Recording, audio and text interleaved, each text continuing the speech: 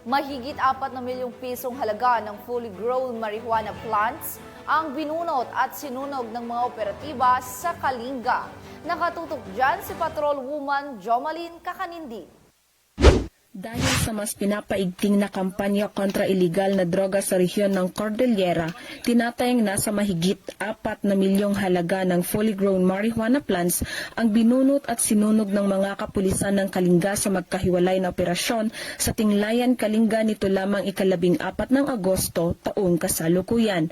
Ayon kay Police Colonel Gilbert Fatiig, Provincial Director ng Kalinga Police Provincial Office, matagumpay ang operasyon dahil sa pinagsanib puwersa ng mga operatiba sa pangunguna ng 1st Kalinga Provincial Mobile Force Company at Tinglayan Municipal Police Station, katuwang ang Kalinga PPO at PIDEA Kalinga.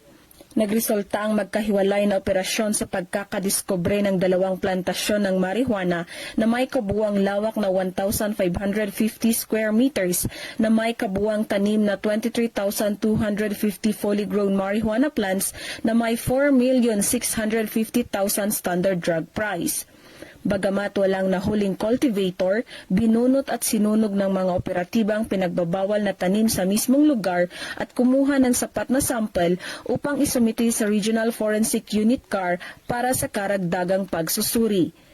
Ang matagumpay na operasyon ng Kalinga PNP ay patunay na kaisa ang pambansang pulisya sa pagpapaigting ng kampanya kontra iligal na droga bilang pagsuporta sa adhikain ng administrasyon para sa isang mas mapayapa, maunlad na bagong Pilipinas.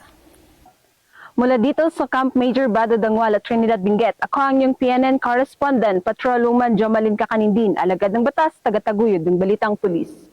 Maraming salamat, Patrol Woman Kakanindin.